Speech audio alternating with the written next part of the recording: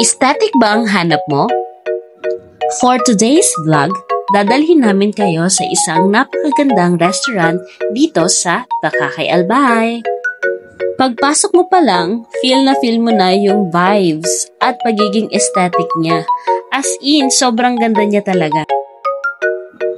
Ang restaurant na ito ay ang Casa Simeon.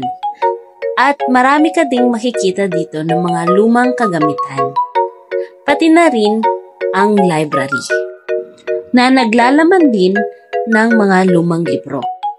Kasama na ang lumang typewriter, lumang telepono, mga lampara, at iba pang mga kagamitan katulad nito. Diba? Ang lakas maka-aesthetic, mga ka-movers. Tapos merong ganitong cabinet, ang ganda.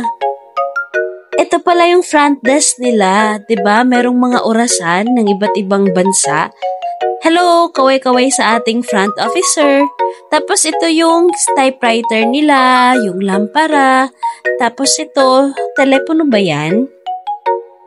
Sila pala yung mga katrabaho ko sa mechanical engineering. So, hello! Special thanks pala sa naglibre sa amin, Engineer Jason Consulta, pati na rin yung naging driver namin, si Engineer Trevor Blora, at syempre kasama ang aking besties, Engineer Francia Barrientos. Sa second floor yung restaurant nila. Pero dito, bawal ipasok ang sapatos kaya kailangan tatanggalin ko. Kaya hayan, nakapaa na lang ako. Pagpasok mo sa second floor, ang ganda at ang linis niya talaga. May long table para sa buong pamilya.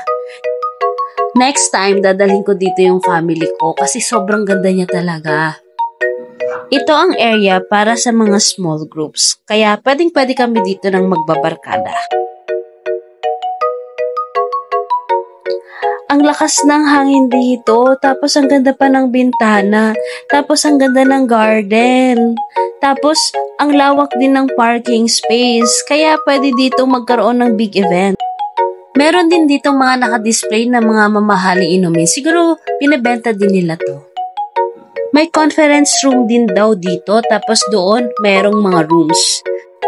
Kaya maganda dito magkaroon ng mga events. At para sa pagkain naman, ito ang menu ng Casa Simeon. Ano yung laman ng Casa Simeon menu? So, ito yon. Meron tayong mga merienda, banana bread, pastries, tapos meron mga pang breakfast, Filipino o pang American man yan. Tapos meron din tayong appetizer, soups, vegetables, chickens, tapos pork, tapos meron din tayong beef, seafoods, dessert, mga extra, tapos meron tayong mga drinks, mga pang merienda, tapos merong salo-salo sets, merong pang mga pang merienda pa, tapos ayan o, handaan. Ito yung sample ng pagkain namin kanina. At yung inumin, super sarap niya, promise. Tapos pag may kailangan ka naman, kailangan mo lang ibelto para i-assist ka nila. At maya-maya, tadan, nandyan na sila. Kaya i-visit nyo na to. Casa Simeon, dito lang yan sa Bakakay Albay.